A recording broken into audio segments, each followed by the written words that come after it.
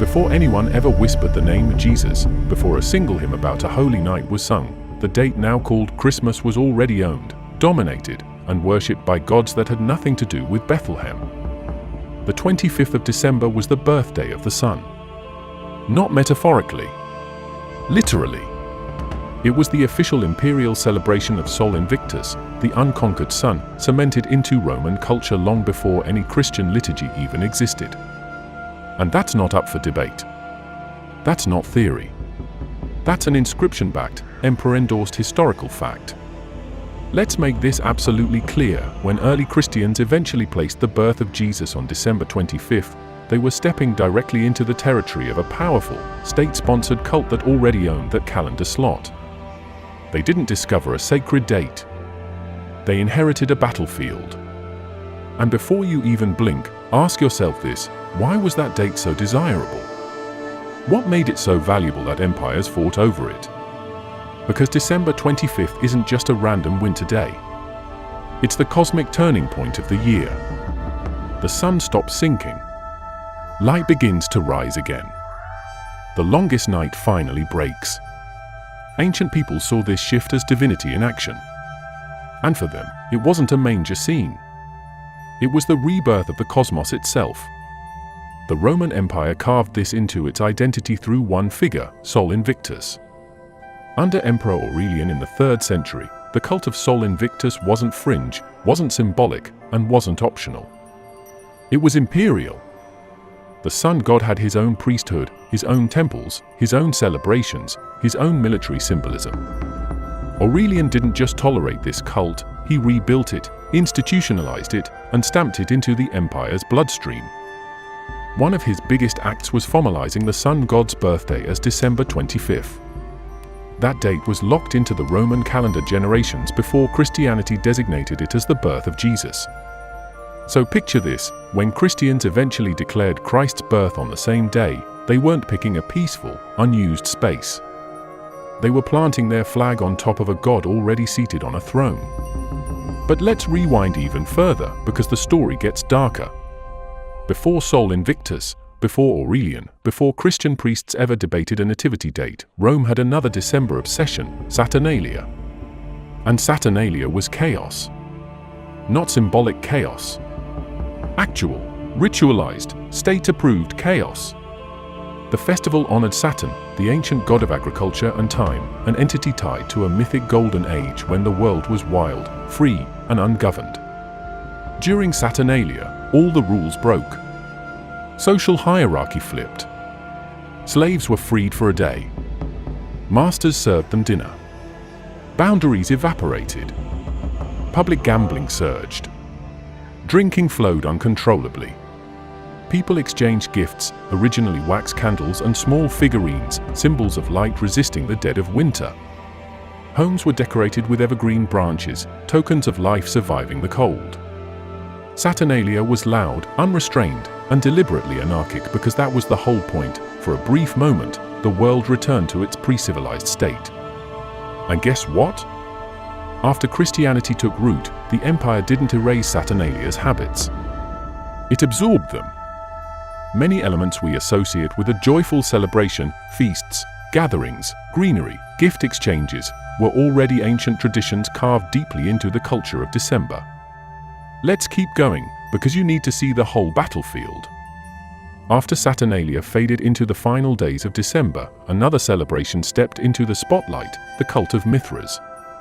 Mithras wasn't just a god of soldiers, he was a cosmic figure tied to light, rebirth, and the turning of seasons. And in Roman iconography, Mithras had an important moment. He was celebrated as being born on December 25th, the same day dedicated to Sol Invictus.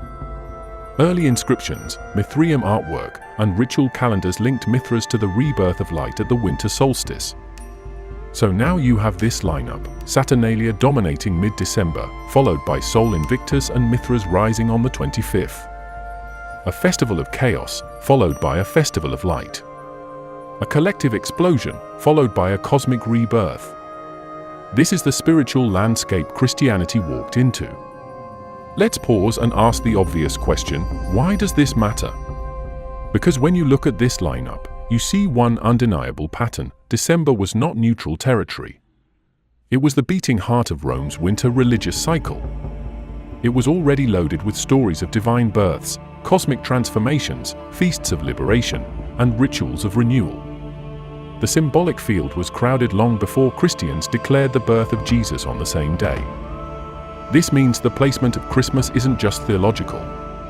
It's geopolitical, symbolic, strategic. It's about owning the darkest night of the year and claiming authority over the return of light. Empires don't waste calendar real estate. They compete for it. And here's the part people rarely say out loud: early Christians didn't originally care about assigning a date to Jesus' birth at all. The earliest writings focus intensely on his death, not his birth. Writers like Origen openly dismissed birthdays as pagan habits. The earliest believers didn't celebrate the Nativity. It wasn't central to their worship. It didn't exist as a holiday. They didn't decorate homes. They didn't light candles. They didn't set a date. None of that mattered to them. But when Christianity grew inside the Roman Empire, something changed. The church needed a foothold in the calendar. It needed a festival. It needed a moment to rival the old gods, because December belonged to someone else.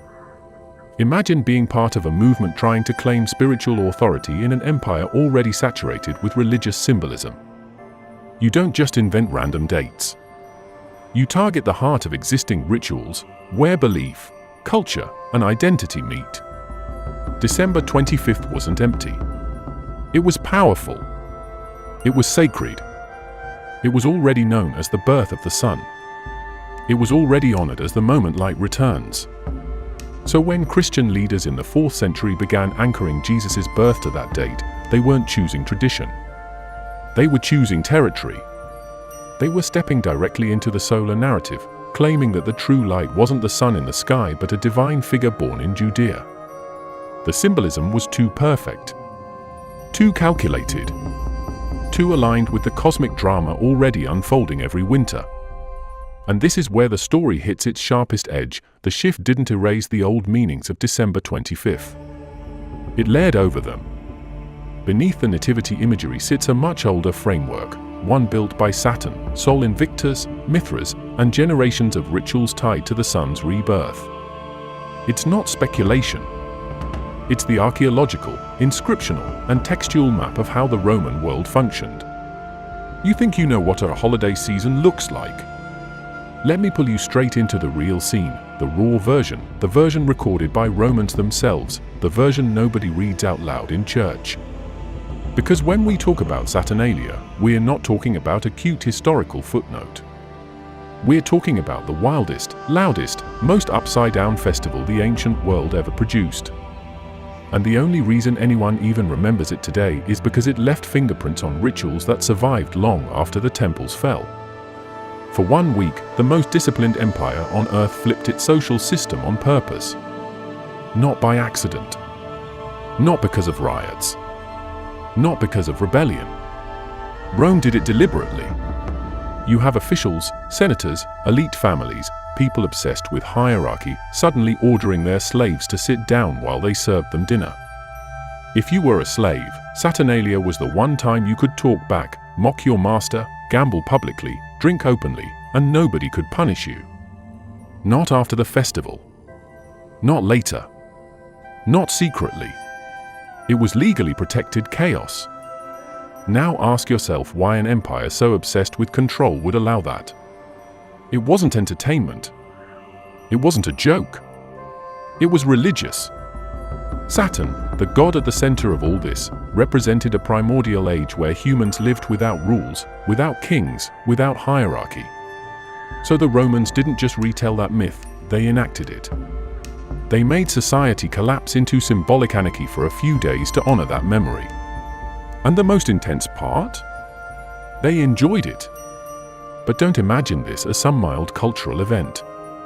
The accounts from antiquity describe public gambling in the streets, people wearing bright costumes, performers filling the forums, families exchanging gifts, and homes decorated with evergreen plants, symbols of life resisting the cold months.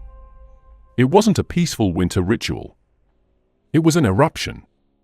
And if you're sitting there thinking, okay, but what does that have to do with anything? Stay with me, because you're about to see how deep the line runs. The Romans weren't doing this in secret. Saturnalia was so massive that the entire city slowed down. Courts shut down. Schools closed. Business stopped. Even wars paused. You know how serious that is? A civilization built on expansion put down its weapons because a festival demanded it. That tells you everything about its weight in the Roman psyche. Now picture the atmosphere. Let me walk you into it like you're standing right there. The city is lit with lamps and candles, not for decoration, but because light symbolized hope in the darkest point of winter. People crowded around tables stacked with bread, nuts, pastries, wine, roasted meats. There was no polite dinner format. It was loud. It was messy. It was ecstatic. Men threw dice in the streets. Women sang bawdy songs. Children ran through crowds with small clay figurines, traditional gifts exchanged during the festival. Slaves laughed openly. Masters tolerated it. Rome, the empire disciplined by legions and law, decided once a year to let the world turn itself inside out. And this wildness wasn't considered a flaw. It was the ritual. The inversion of power was the offering. The laughter, the chaos, that was devotion. Saturn wasn't a gentle god. He symbolized a raw, ancient force. To honor that force, Rome had to break its own structure.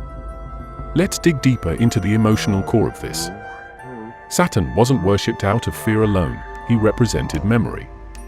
A memory of a world before civilization, before agriculture, before empire, before walls, before taxes, before armies. An age of freedom, not idealized, but mythologized. And to honor that myth, Rome gave its citizens a taste of it. Not metaphorically. Literally. That's why Saturnalia had no quiet moments of contemplation. This wasn't a ritual of silence. This was a ritual of release. The ancient world understood something modern audiences forget: chaos can be sacred. Disorder can be holy. And sometimes the only way to honor a myth is to live it. Let me take you even closer to the psychology of the event. When a master served a slave, it wasn't random kindness. It was symbolic death of the social order. The festival killed hierarchy temporarily to remind people that the structure they lived in was not eternal. It had a beginning, and therefore it could have an end. That's what made Saturnalia so powerful. It reminded Rome that civilization was a thin veil stretched over ancient instincts. For a moment each year, the veil was ripped away. And if you're wondering how intense this social reversal could get, ancient writers described scenes where masters handed over their authority to a mock king for the duration of the festival. They literally elected a Saturnalian king, sometimes a servant or a random commoner, who could give out ridiculous orders, demand jokes, command singing, or force people to act in absurd ways, and all of it had to be obeyed. Not because of politics, but because of religion. Saturn demanded the world be flipped, so the world flipped. This king wasn't a parody. He was a ritual figure. His entire role symbolized the suspension of order. Everything he commanded was part of the offering to Saturn, the god who, according to myth, ruled during humanity's most unrestrained era. Let's talk about the sensory details, because they matter.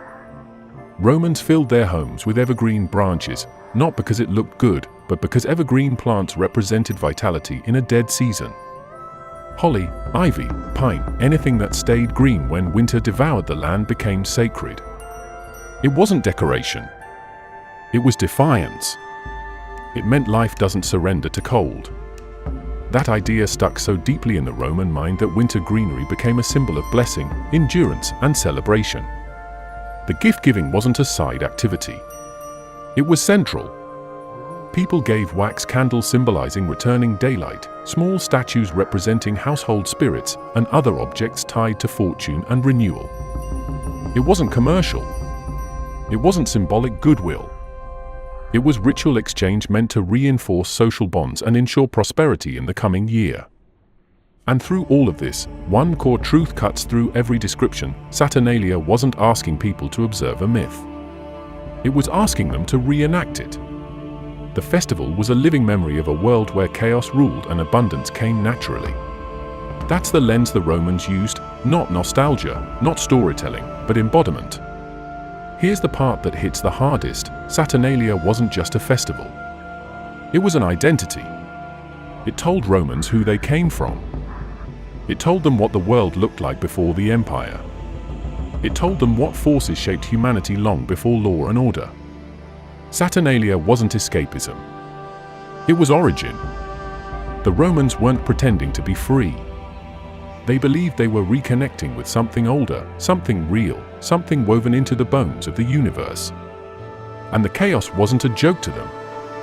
It was sacred remembrance. When people talk about midwinter traditions, they'll mention ancient roots or old customs like it's some vague poetic idea. No. This is concrete.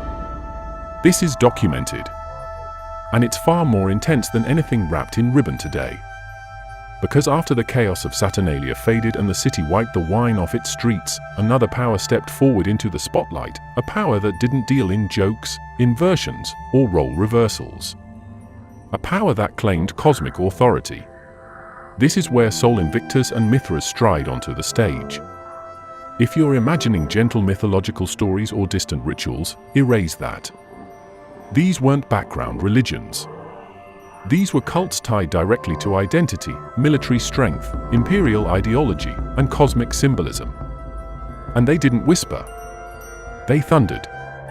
Let's start with Sol Invictus, not the poetic sun god concept people throw around casually, but the actual Roman imperial deity who had temples, ceremonies, priesthoods, and political backing. When the empire carved an image of the sun with rays like a crown, that wasn't art. That was a statement. This is the force that rules the sky, marks the seasons, and defines victory. The sun wasn't just worshipped, it was militarized. The symbol of Sol appeared on coins, monuments, and imperial regalia because Rome believed that the empire's destiny was tied to the strength of the sun itself. Now imagine the psychological impact that has. You wake up every morning to a blazing celestial body that dictates night, day, harvest, travel, war, and survival. And the empire tells you that is your ally. That is your protector. That is the undefeated force. It's bigger than devotion. It's identification. The people didn't just worship Sol Invictus. They leaned on him. And at the center of that devotion was one date, a date the empire didn't choose randomly. December 25th marked the sun's symbolic rebirth, the moment the world shifted from growing darkness to returning light. This wasn't metaphor. It was measurement. Ancient astronomers tracked the solstice with precision, and for them, the days following the longest night were the turning point of the entire cosmic cycle. On that day, the sunlight grew stronger again. That moment was everything to a culture whose survival depended on the sky. But Sol Invictus wasn't the only figure linked to that date. Mithras walked alongside him, not as a rival, but as another embodiment of cosmic power. And Mithras wasn't a god of the masses. He belonged to the soldiers, the backbone of the empire. The legions that built Rome's borders, marched through continents, and carved the empire's shape into history. When the army moved, Mithras moved with it. And if you want to understand how serious that relationship was, imagine this: thousands of underground temples, Mithria, spread across the empire, from Britain to Syria. Not public temples. Hidden chambers carved into caves or built to look like them. Subterranean sanctuaries filled with iconography so specific and complex that modern scholars still debate parts of it. But there is no debate about its core. Mithras represented cosmic order, celestial cycles, and the triumph of a divine force over darkness. The image repeated in every Mithraeum shows Mithras in the act of slaying the cosmic bull, the Tauroctony, a scene woven with astronomical symbols, zodiac signs, planetary references, and celestial markers. This wasn't random violence. It was a ritual depiction of the cosmos being structured and energized. Every star, every constellation, every placement in the scene carried meaning. Initiates didn't just pray, they trained. They studied. They memorized. Mithraism demanded discipline. No mass gatherings, no open festivals, no street rituals. This was a brotherhood. And here's where the story tightens. Mithras had a sacred birth narrative tied to the same winter cycle. But his birth wasn't gentle or humble. Mithras didn't appear in a stable. According to the iconography, he emerged from a rock. A cosmic stone. Not born of a mother, not delivered by fate, he erupted into existence as a force of raw divine power. Imagine that figure standing next to Sol Invictus, the undefeated sun and the warrior of cosmic order. Together they dominated a seasoned modern people associated with softness and carols. Now picture the Roman world at the time. Midwinter wasn't quiet. It wasn't sentimental. It was cosmic warfare. Whenever the year entered its darkest phase, rituals of light, victory, and rebirth erupted across the empire. Sol Invictus rose. Mithras emerged. The sun fought its way back against the long night. The world tilted toward rebirth. And the empire worshipped accordingly. But the most important part is this: the cults of Sol Invictus and Mithras didn't adapt to the solstice. They commanded it. Their imagery, rituals, and timing were built around the astronomical reality of the winter turning point. When the sun weakened, they declared victory. When the night stretched too far, they declared return. They didn't wait for hope. They ritualized it. These weren't symbolic stories. These were cosmic claims backed by ceremonies, oaths, and architecture. Walk into a Mithraeum in your mind. The ceilings painted like the sky. The walls carved with symbols of constellations. The central relief showing Mithras slaying the bull, surrounded by zodiac figures, torchbearers, planetary deities, and cosmic markers that tie the entire scene to celestial mechanics. You're not looking at superstition. You're looking at a visual star map coded into religious art. Every initiate knew it.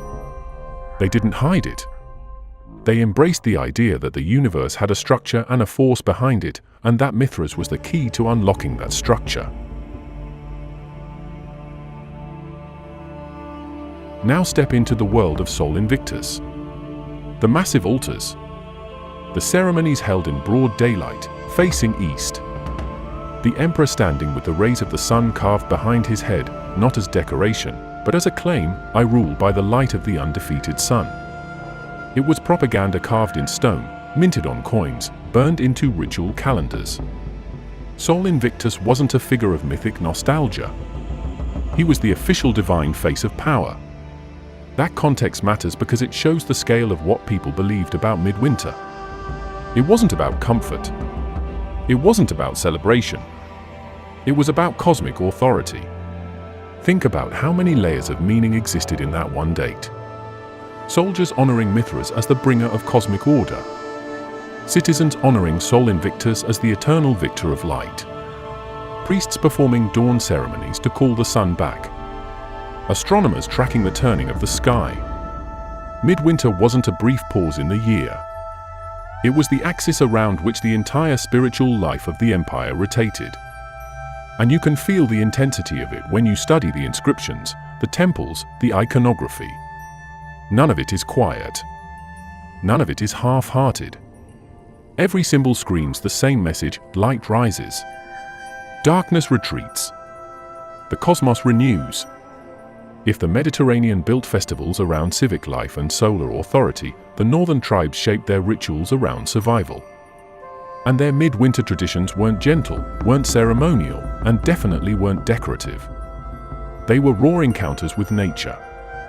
When we talk about Yule, we're talking about a ritual forged in a place where the sun seemed to disappear for days and the night looked endless.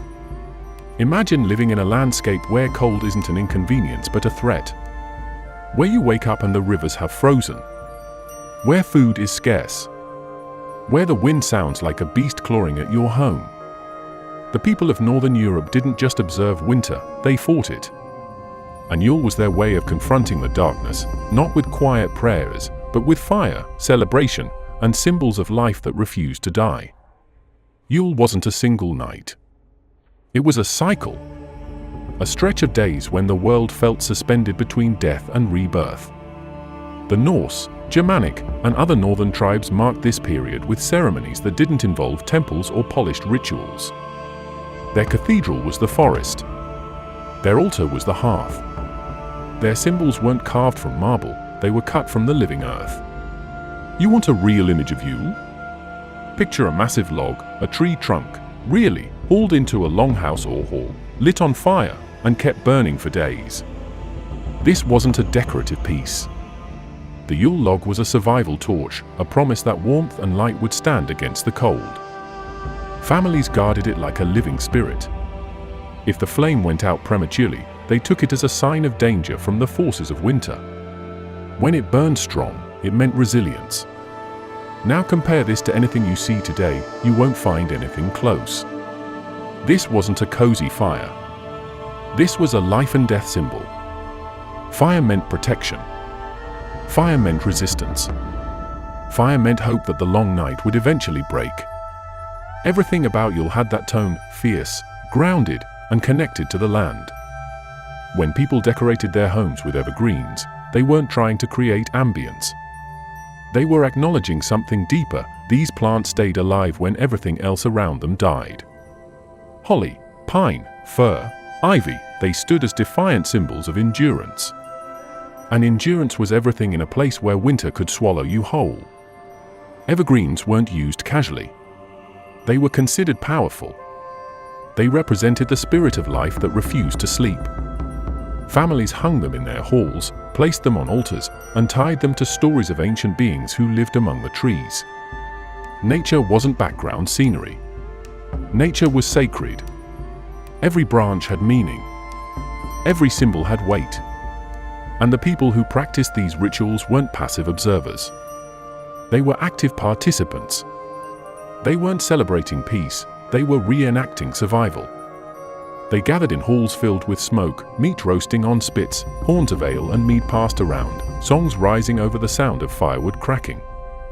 Yule feasts were loud, crowded, and overflowing with energy.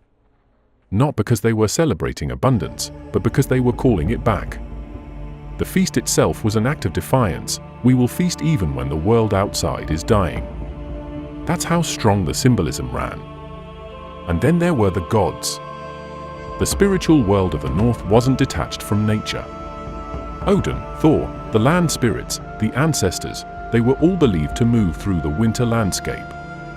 The wild hunt, led by Odin, was said to race across the frozen skies during this season. People left offerings, not out of fear alone, but because they recognized the closeness of the unseen. The veil wasn't thin, it was wide open. Winter made the world feel vulnerable. And Yule was the moment people acknowledged those forces and invited protection. Let's go deeper into the psychology of this. In the north, the sun wasn't taken for granted. When the days shrank and the sky dimmed, people genuinely feared the possibility of eternal night. The winter solstice, the exact moment when the sun's decline stopped, mattered on a primal level. This wasn't celestial admiration. It was relief. When the sun rose even a little earlier the next day, that shift was felt emotionally. Yule wasn't about decorating for beauty. It was about marking the turning point of survival. That's why rituals centered around calling the sun back. Lighting torches. Lighting fires. Keeping lamps burning. Not symbolically. Practically.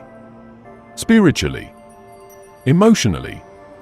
They were recreating the cosmic fight between light and darkness in their own homes. Every flame carried meaning. Now let's talk about the Yule tree, before it became a symbol detached from its roots. The northern tribes didn't drag entire trees indoors. What they honored was the concept of the world tree, Graysul, the axis that held the universe together.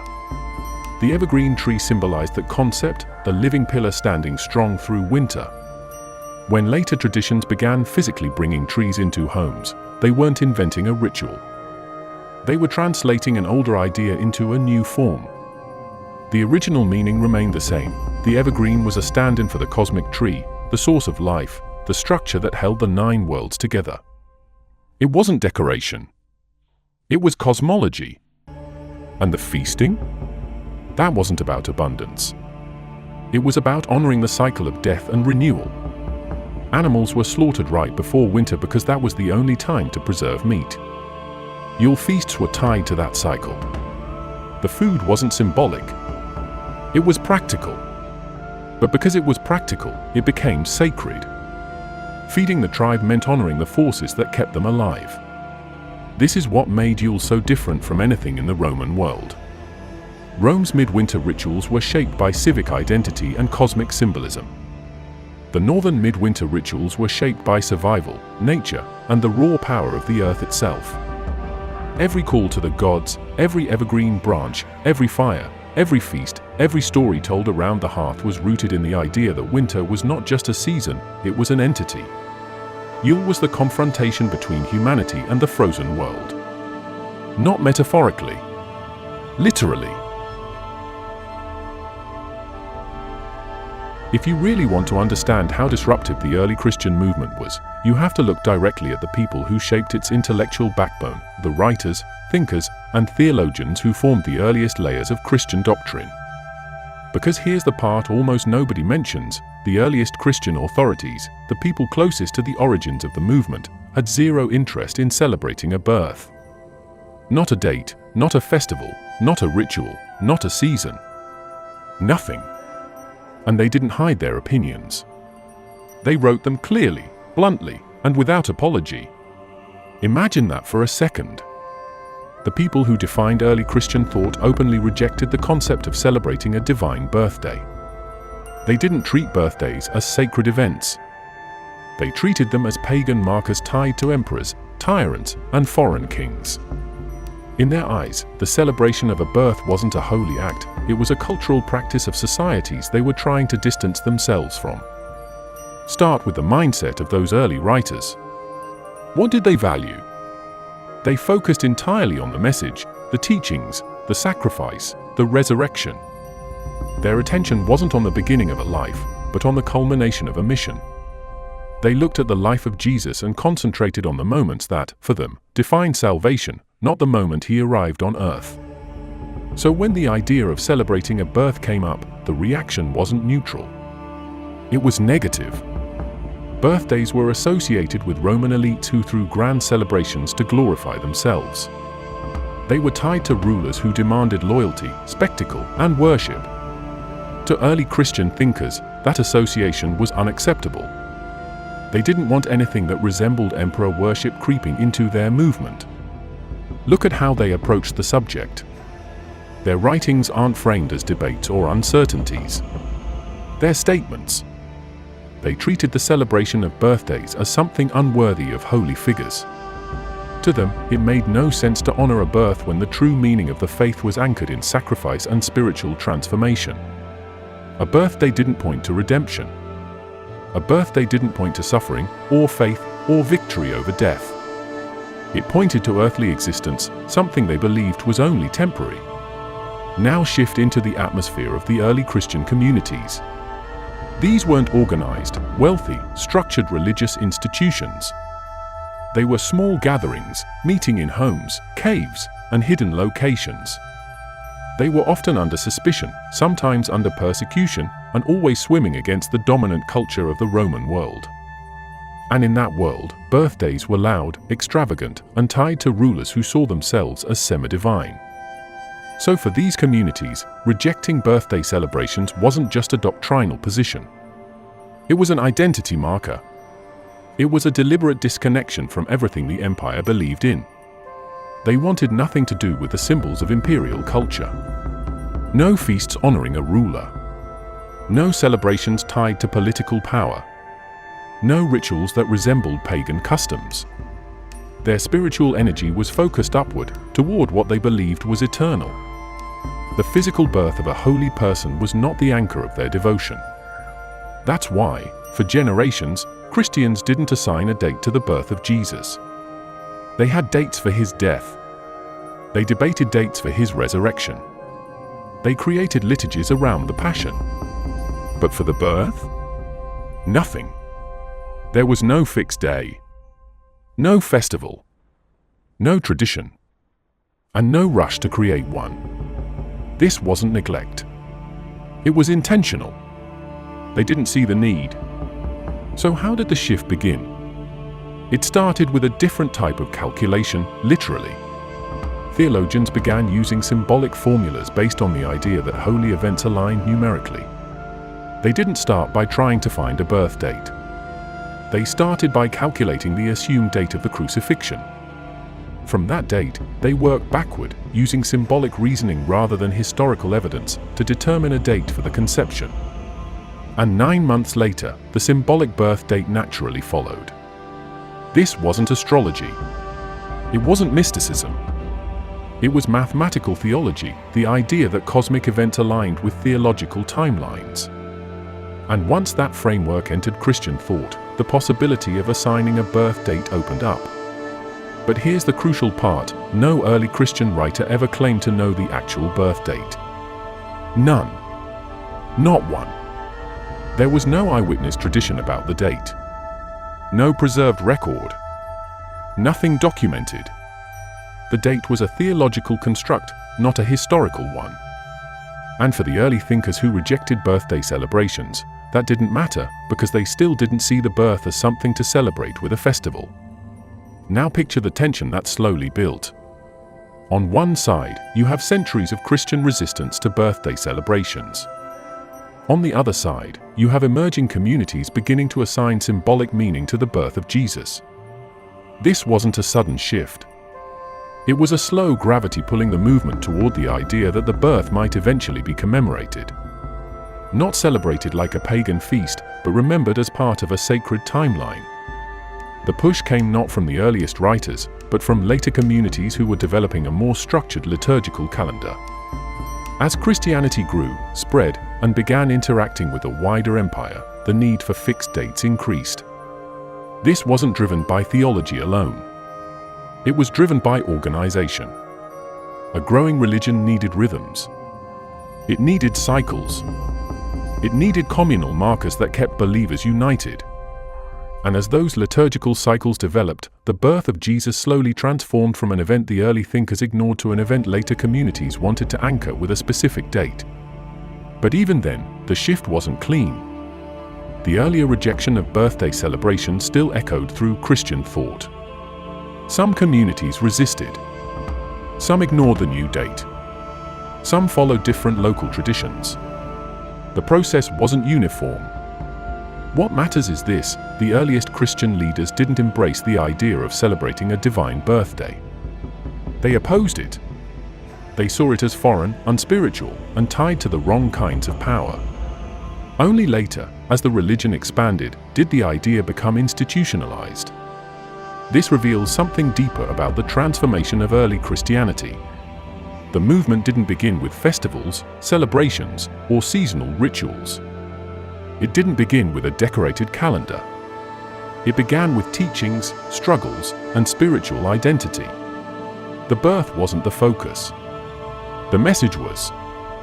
When you look at the writings from those first centuries, you see sharp lines. They didn't care about assigning a date. They didn't care about seasonal symbolism. They didn't care about aligning spiritual events with cosmic cycles. They cared about what they believed defined the faith: sacrifice, transformation, and resurrection. If you really want to see how deep this story goes, you have to step into the one arena nobody talks about, the calendar itself. Because the calendar wasn't just a list of dates. It was a battlefield. Every empire that ever existed understood that whoever controlled the calendar controlled the rhythm of life, the emotional seasons of the people, the timing of ritual, the meaning of the year. And by the time Christianity grew into a dominant force, the calendar was already occupied. Not metaphorically. Literally written in ink and carved in stone. When you open the Roman calendar of the 4th century, you don't see a clean divide between old traditions and new beliefs. You see two worlds standing shoulder to shoulder on the exact same page. You see one line naming the birth of Christ and the next line naming the celebration of the Son. The date wasn't empty. It was shared. The calendar was the intersection where different gods, different symbols, and different narratives collided. In Rome, religious festivals weren't random cultural events. They were state-recognized markers of cosmic authority. When a date showed up on the imperial calendar, it meant something. It meant that day was tied to power. It meant the empire wanted the people to feel something at that exact moment every year. So when a new religious movement stepped in and placed its own celebration on an already loaded date, it wasn't filling a gap. It was stepping into a contest. You have to picture the psychology of that moment. Imagine a world that had been celebrating winter festivals tied to the sun, light, rebirth, and power for centuries. Imagine people who woke up every year knowing exactly what that date meant, not because they were told, but because they lived it. And then imagine a new ritual being placed on top of all that weight. Not removing it, not replacing it, but layering itself onto it. That's the kind of collision we're talking about. Not a gentle evolution. A direct overlap. The northern world had its own version of this. When King Haakon of Norway shifted the timing of Yule to match the Christian celebration, he wasn't making a small adjustment. He was forcing two spiritual systems to overlap. One ritual honored the return of the sun and the power of winter. The other honored a sacred birth. Two different meanings. One shared date. And when you put two meanings on the same timestamp, the calendar itself becomes a weapon of transformation. And this is where the emotional core of the story hits. The calendar didn't simply change because new rulers said so. People lived inside these dates. Entire generations grew up celebrating two worlds at once, the world of their ancestors and the world of their new religion. When winter arrived, they didn't erase one narrative and adopt another. They carried both. They lit fires for the sun. They sang hymns for a child. They decorated with evergreens that had meaning long before the new celebration existed. They didn't choose between them. They blended them. That blending wasn't an accident. It was the only way a new belief could survive inside a culture built on rituals older than memory. You don't destroy people's emotional calendar. You reshape it. You fold it. You layer it with new meaning until the date becomes something else, not because the old meaning disappears, but because the new one grows over it. And that's exactly what happened. When the calendar placed two celebrations on the same day, the people didn't see a contradiction. They saw a fusion, a merging of light, a merging of stories, a merging of symbols. The date didn't lose power. It became heavier, denser, deeper. A single day stuffed with centuries of meaning. Think about what that creates. A ritual built on a ritual. A meaning sitting on top of another meaning. A celebration shaped by different civilizations, different beliefs, different histories, yet all pointing to the same season when the sun rises again. It didn't matter which god you believed in. The sky still shifted. The night still shortened. The world still turned. Nature didn't care which name people spoke. The solstice still happened. And humans responded the only way they knew how, with ceremonies, fires, gatherings, and stories about rebirth. Take a moment and imagine yourself in that world. Not modern. Not filtered. The ancient one. The long nights. The frozen earth. The hunger. The silence. The fear that maybe the sun won't come back as strong as last year. And then the day arrives when the light begins to grow again. People needed that. They depended on it. Their entire emotional cycle was tied to it.